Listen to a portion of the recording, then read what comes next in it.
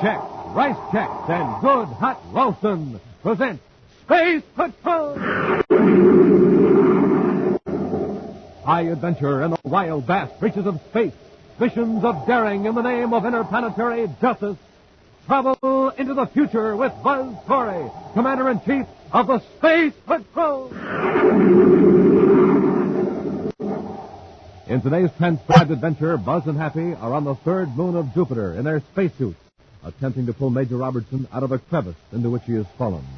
Buzz has lowered Happy into the crevice where thousands of beetle-like insects are swarming. Beetles that seem impervious to the cold and lack of atmosphere. Just a couple more feet, sir. That's it, sir. Loop the rope under the Major's arms, Happy. Just a minute, sir. I brush off some of these insects. Gee, some of them just won't brush off, sir. They're awful. They're on my suit, too. They're all over the Major's. Hey, Commander, they're eating through our spacesuits. We've got to get the Major out of there and get back to the ship. If these insects puncture our suits, we're finished. We'll be back in just a moment with today's Space Patrol story, The Moon Beetles.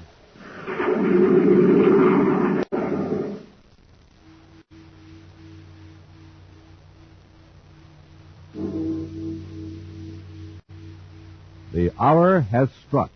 Yes, today is the last time we can offer you a pair of those wonderful new space binoculars that you can see way off in the distance with. Big 4-power plastic space binoculars. 5 inches wide, 5 inches long. Plenty big and plenty of fun. Gang, you can watch people blocks away, study birds in real tall trees, read signs way off in the distance, spot planes high in the sky, and listen, you wear space binoculars on your head. Yes, sir, a strong elastic band holds them snugly to your eyes, makes you look like a strange man from Mars, leaves your hands absolutely free. Yes, the hour has struck. Today is the last time we can offer you these terrific new Space Patrol space binoculars. To get a pair exactly like Buzz Corey wears, do this. Buy a box of Instant Ralston. Then, with your name and address, send 25 cents in coin and an Instant Ralston box top to Space Patrol, Box 686, St. Louis, Missouri. This offer good only in the USA and may be withdrawn at any time. That's Space Patrol, Box 686, St. Louis, Missouri.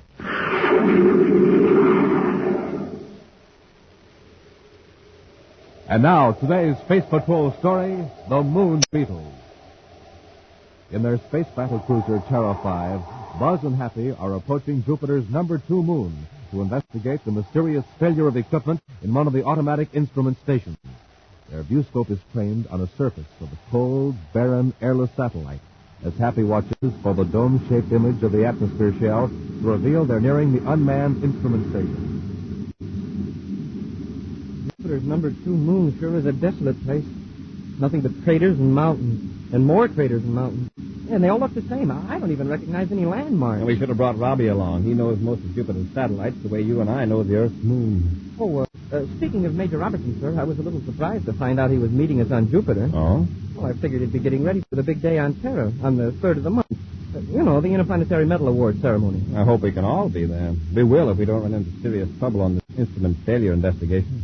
But, sir, doesn't the Major have to be there to receive the award? Well, I was under the impression that the name of the person to receive the Interplanetary Medal was kept secret until the day of the ceremony.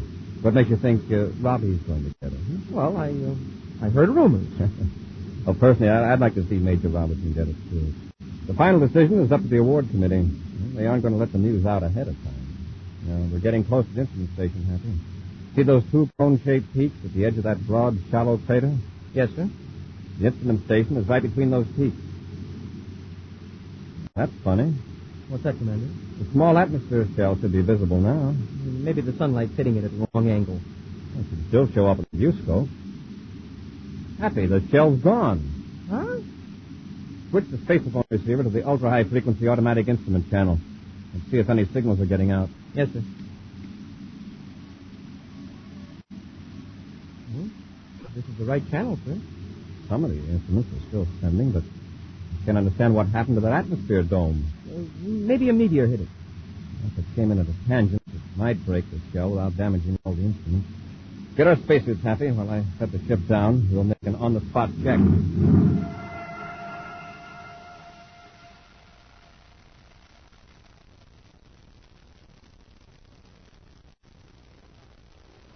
There are the instruments, sir. They don't seem to be damaged. The dome's foundation is intact. So are the double hatches to the airlock. The metal framework and the gates are still standing. Happy, I'm afraid your meteor theory is out. But if it came in almost parallel to the surface of the moon and hit the shell... There would still be fragments of the plastic shell scattered all over the area. Take a look. The ground all around is perfectly clean.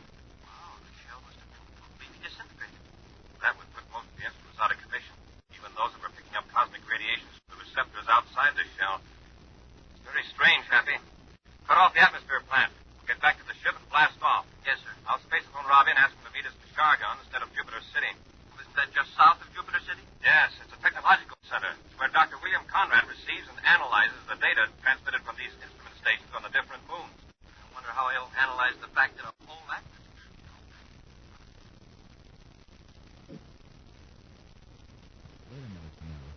Are you saying there weren't even any fragments of the atmosphere, sir? That's right, Robbie. The whole thing just disappeared. And none of the instruments were physically damaged? No, Doctor. Some of them stopped transmitting because of the cold. It really got us puzzled, Dr. Conrad. What do you think could have happened? Well, Happy, I won't even speculate until a thorough investigation is made. Well, at the moment, Doctor, I feel this is a job for the security section. Robbie, get a lab ship and blast off for moon number 2. Yes, sir. Do you want me to go with the Major, Commander? You'll be needed here in Chargon, Doctor. You've got to evaluate the data from the other moon centers. I'll keep in contact with you from number 2 moon to give you any information I can gather. Good. Robbie, I'll leave the investigation in your hands. Happy and I'll go to our temporary quarters and get some rest. I can use a little sleep. I'll call you first thing in the morning, Dr. Conrad. Come on, Happy. Sleep is the next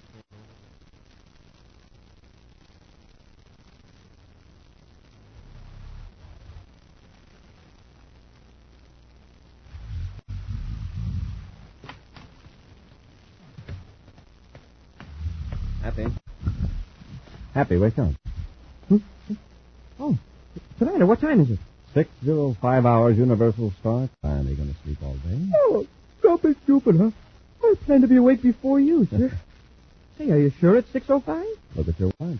Yeah, but it's still dark outside. That's why I left the shade up, figuring the sun would wake me up. Yes, I noticed how dark it was. Maybe we're having an eclipse of the sun. They're fairly frequent on Jupiter with 12 moons in the sky. I'm sure I should have thought of that. Have you talked to Dr. Conrad? I phoned his lab, but wasn't able to reach him. Maybe he overslept, too. From the sound of things outside, it sounds like the middle of the day. Come here and look, sir. The streets are full of people. These Chargon citizens must be early risers, or else they got up to see the eclipse. The eclipse here wouldn't cause that much excitement. What do you know? The lights are on, all over the city. Well, that must be Dr. Conrad. I told the charge of quarters to put the call in here. Corey speaking. Commander, this is Dr. Conrad. Oh, yes, Doctor. I've already called your lab. I'm not at the laboratory. I'm at the spaceport. Can you come over? Is something wrong? Haven't you noticed the darkness? Yes. The 4 biggest moons must be eclipsing the sun all at once. This is no eclipse, Commander. The Chargon atmosphere shell is completely covered with insects. Insects? Yes, I know it sounds crazy, but it's true. They're blanketing the entire dome. Billions of them. Space Control isn't letting any ship in or out of the space lots. They're afraid the insects will swarm into the city. Doctor, where are you now? I'm in the Spaceport Master's office. I'll be right over. I'm ready, Commander. Then let's go.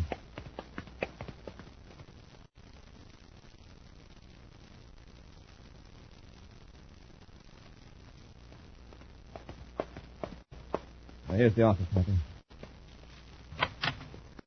Commander, I expected you sooner. I was beginning to get worried. We're tied up in traffic, Doctor. People are running around almost in a panic. Well, I can't say I blame them. It's not exactly reassuring to know you're under a roof of billions of living insects. I didn't think Jupiter had that many insects. Where did they all come from? We don't know. One spaceship came through the lots just at dawn. The pilot said the insects are like a shiny black sea all around the atmosphere dome.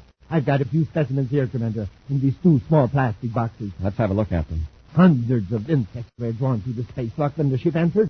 That's why Space Control closed the port. Look, and rockets, look at the size of them. They must be about 2 inches long. They seem to be some sort of beetle. I don't recognize them. Well, I showed them to a friend of mine in the communication section, an amateur entomologist. He says he's never seen anything like them before on any planet. Very strange. Entirely new variety of insects appearing by the billions, and here on Jupiter, of all places. Hey, one of the bugs got loose. He's crawling across the desk. Take the lid off the box, Captain? No, sir. Look, the lid is still on it. Then how did it get out? Listen, what's that? Warning signal. Yellow alert. Yellow alert. Something must be wrong with the city's atmosphere plant. Happy, quickly. Close all the windows airtight. Doctor, cut on the emergency air vents. What could be the matter? That signal means the air outside this building isn't fit to breathe. Check the Polaroid windows. All the windows are closed tight, sir. Airtight. Good. Emergency air vent on, Commander. We're all right for the time being. Yes, Doctor, but those people out in the streets, if they don't get inside a building with emergency air supply, they're in trouble. I'll get it. Quartermaster's office. Oh, he isn't here. This is Commander Corey of the Space Patrol. I see. Yes, Captain, your procedure's correct. Right, Corey out. That was the Atmosphere Control Center. The yellow alert was sounded because the detectives registered a high methane gas content in the air. Methane? You mean there's a leak in the atmosphere shell? More than a leak, a serious break. What happened? Look at this plastic box, Doctor. There is a hole in it. Exactly. That beetle ate through the plastic box. And above us, there are billions of insects eating their way through the plastic atmosphere shell.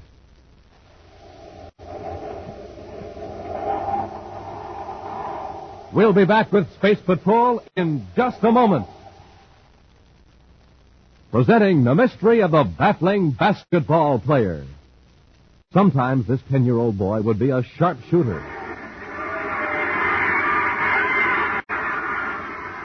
He'd make basket after basket after basket. But then, at other times, ouch, he'd miss shot after shot.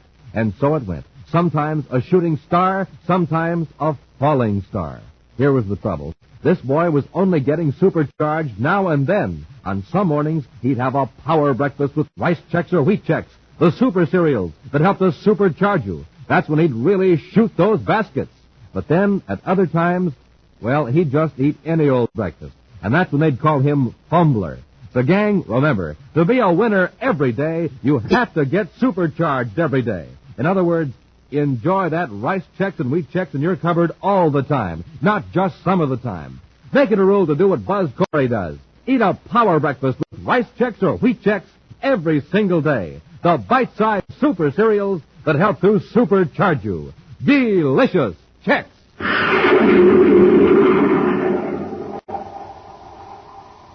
And now back to our Space Patrol story, The Moon Beetles. The city of Shargan on the planet Jupiter is perilled by a vast swarm of strange insects that completely cover the atmosphere shell. These beetle-like insects are gnawing through the thick plastic of the transparent dome over the city, and now the air is contaminated with the harmful gases that compose Jupiter's atmosphere. Buzz, Happy, and Dr. William Conrad have rushed to the atmosphere washing plant, while Major Robertson, at the commander's order, is at the spaceport, ready to lead an exterminator's squadron. Happy and the doctor are standing before the giant motors that force the atmosphere through chemical filters and purifiers, waiting for Buzz to return from the office of the chief air control engineer. Oh, the engineers just cut on another auxiliary motor. That's the last one. The plant's working at full capacity. Yeah, but so are those bugs. Oh, here's the commander. Commander, what did the chief engineer say? Oh, it's a losing battle. You just can't build up enough pressure inside the shell to equal the heavy Jupiter atmosphere pressure on the outside. Unless those insects are stopped, pretty soon big chunks of the dome will fall in on the city. They could plunge right through the roof. Well, do you think that DB12X insecticide will kill the bugs, Commander? I don't know. And if I give Robbie the order to take the exterminator squadron outside the shell, that insecticide will contaminate the entire city. You mean it's harmful to human beings? Definitely. But don't you think it's worth the risk, Commander? If the dome collapses... Oh, you're right, Doctor. There's no time to waste. We'll broadcast a warning for everyone to keep off the streets and to seal their doors and windows. Then we'll go back to Space Patrol headquarters, and I'll tell Robbie to take the squadron up.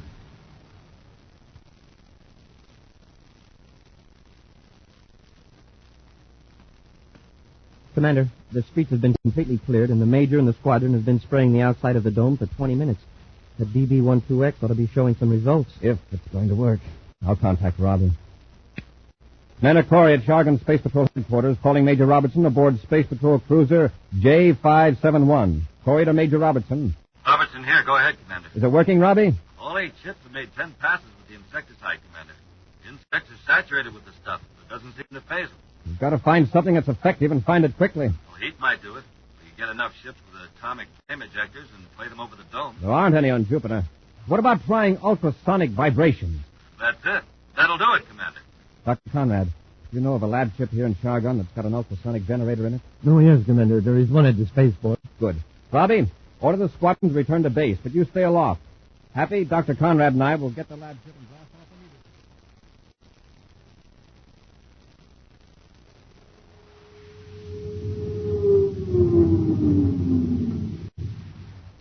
immediately. Lab ship secured for blast-off, Commander. All right, Hap, I'll notify Space Control. Commander Corey and lab ship X-211 in Area 28 calling Space Control Chargon. Space Control Chargon, go ahead. We're ready for blast-off. You may blast off at will, sir. Space Control out. Stand by to fire rockets, Happy. Standing by, sir. Ready, Doctor? Yes, Commander. Fire rockets.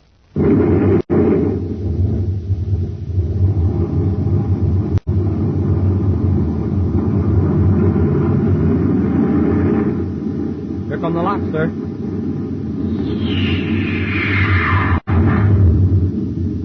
Reduce power and we'll circle back to the dome. What a sight. The dome is black with those insects. I hope this ultrasonic generator does the trick. I'd hate the idea of going back down through that roof of Beetles. Dr. Conrad, will you operate the generator? Of course, Commander. That must be the major ship off on our starboard viewport. Right. Corey aboard lab ship X-211 calling Major Robertson. Robertson here. Go ahead, sir. We're going to make a head-on pass at the dome, Robbie. Good hunting. All right, Doctor. Turn on the generator. I've set it at 1 million cycles, Commander. That frequency should be fatal to most insects. Give it plenty of power. Yes, Commander.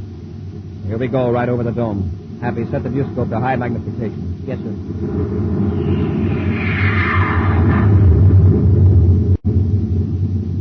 We'll circle back and make another pass. How's the viewscope setting, sir? Fine. You can see the insects quite clearly. They don't seem to be affected by the vibration. Shall I increase the frequency? Oh, wait. Look, they're dropping off the dome. Hey, they sure are. Sliding off by the thousands. It's working, Commander.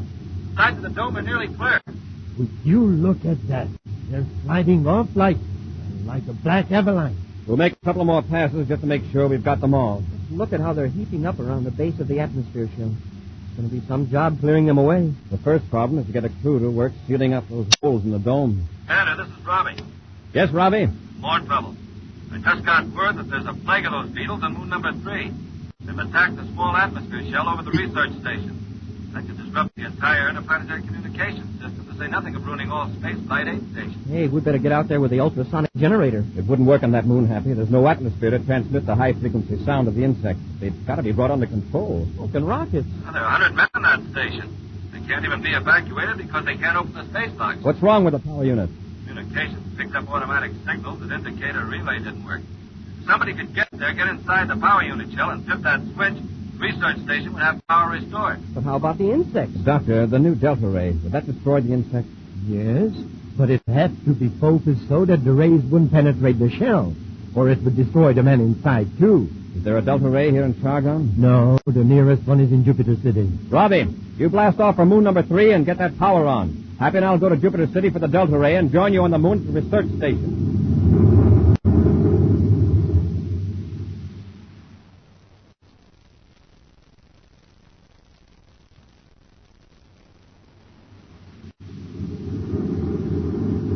There's the research station, Happy. We'll cut our speed and circle. I'll get the Delta ray ready. Now, don't turn it on till I give you the word. Got to be sure of our focusing range. Yes, sir. Wow, look at that dome. Just like the one at Chargon. Covered with beetles. Well, there's Robbie's ship near the dome. Wonder if the major's got the power on yet. I don't think so, or we'd be hearing from him. Just look at those insects all around the station. At least they aren't attacking the power unit dome. Major Robertson calling Commander Corey aboard Terra 5. Major Robertson calling Commander Corey. Corey here. Where are you, Robbie? In a pretty tight spot, Commander. Did you get the Delta ray? What's the trouble? I was in my spacesuit walking toward the power unit shell when these confounded beetles attacked me. Crawled all over me. Tried to beat them off, I fell into a crevice near the power shell, and I'm wedged in. We'll land and pull you out. I don't want to rush you, but these insects are eating my spacesuit. I managed to brush them off some plastic face piece, but they're all over me. Any minute now, they're going to puncture the suit. We'll set the ship down right away. Happy, get out our spacesuits and some rope.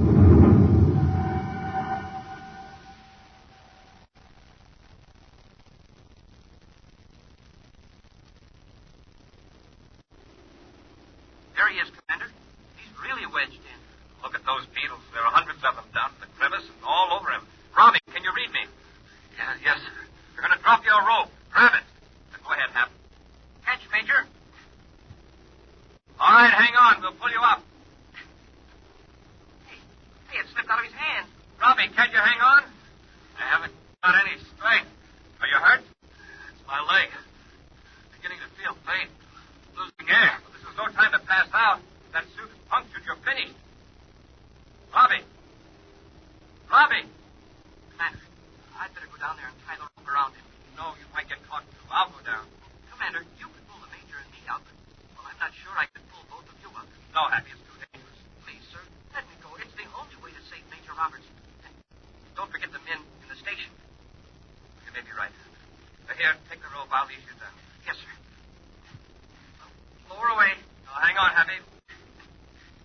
That's it. A couple more feet, sir. Okay. Hold it. I'm looping the rope around the Major's arm. Help me if you can, Major. All right, Happy. You ready, Hap? Just a minute, sir. I'm going to brush off some of these beetles. One of them burrowed in nearly through my suit. Okay. Pull. Now, hang on to Robbie. He's wedged in pretty tight. Oh, my leg. He's loose now, Commander. Pull us up. Okay.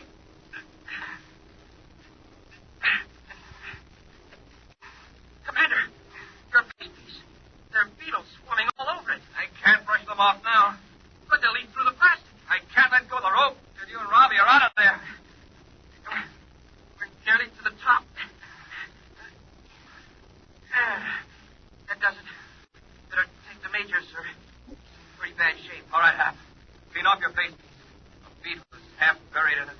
They're all over you. Yeah, I know. They're all over you, too, sir. Let's get to the ship quickly. We'll peel out of these spacesuits in the airlock and then turn the delta ray on the research station shell.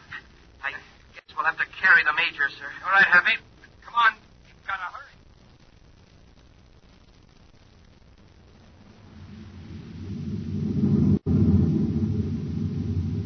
The delta ray is focused, Happy. Give it another charge.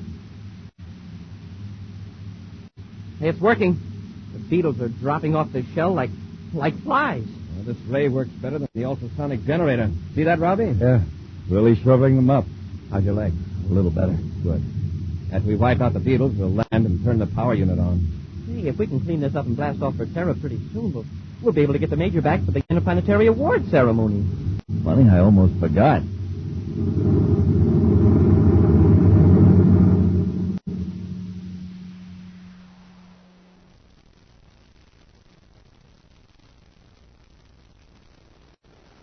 Thank you. Thank you very much. Go on up, Major. The commander's ready to give you the medal. Quiet, Happy. The commander's going to speak. Fellow citizens of the United Planets, it's my privilege and honor as last year's recipient of the Interplanetary Award to present this symbol of courage and service to the current winner. It's a special source of pride to me because the award goes to a member of my own space patrol. Major, the commander's looking this way. He wants you to go up. The choice this year was a difficult one for the committee, and the person chosen by them has declined the honor. But, Major, I... Quiet, Hap. The commander's speaking. Yes, the selected candidate, Major Robertson, Security Chief of the Space Patrol, feels that the Interplanetary Award should go to the man who risked his own life to save another, and thereby help save the lives of 100 men. So, in a special session, the committee accepted the Major's suggestion, and I shall now present the Interplanetary Award to a member of the Corps of Cadets, Cadet Happy. Huh? Me? But I... Go on, Happy. Get up there. Hey, Happy. Hap!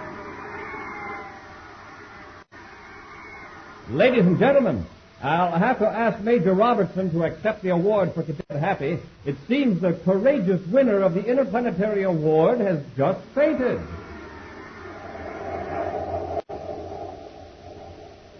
An exciting preview of next week's thrilling Space Patrol adventure in just a moment. But first, gang, here it is. Here's the only way to get a pair of Space Patrol space binoculars. Now, all you do is... Here's a radio ray from Terra. Boys and girls, this is your commander, and I have a message for you that's so important, I've interrupted Dick Tupel. Here's my message. Today is positively the last time we can offer you a pair of official space binoculars. This is the greatest offer we've ever made, and it's one item I feel that every one of you should have. Although thousands and thousands of boys and girls now have their space binoculars, I know for a fact that many of you have still not sent in. So don't wait. This is important and vital. Send in today for your Space Patrol space binoculars. This is absolutely the last time we can make this sensational offer. Hurry out. Thank you, Commander. And boys and girls, remember this.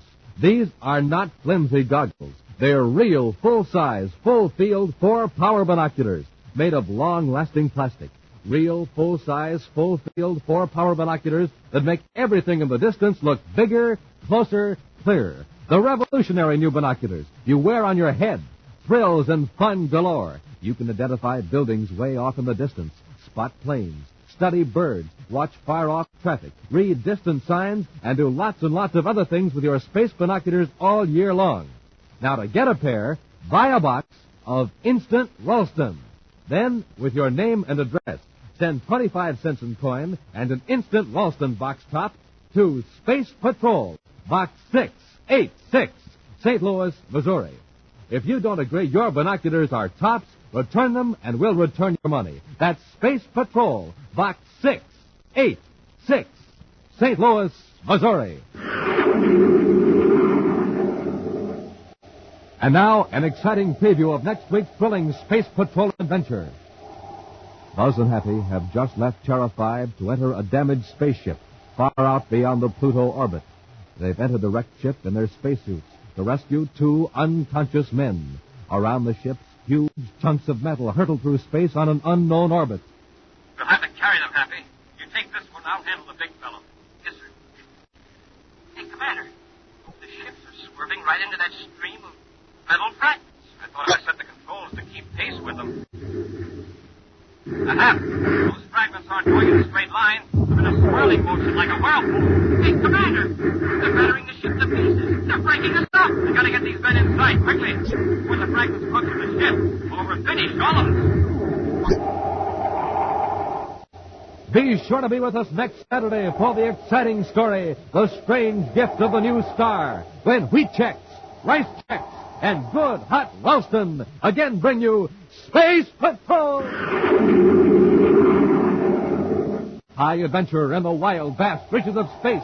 Missions of daring in the name of interplanetary justice.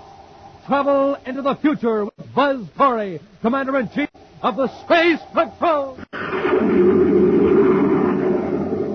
Space Patrol, an original Mike Moser production starring Ed Kemmer as Commander Corey and Lynn Osborne as Cadet Happy, was written by Lou Houston and directed by Larry Robertson.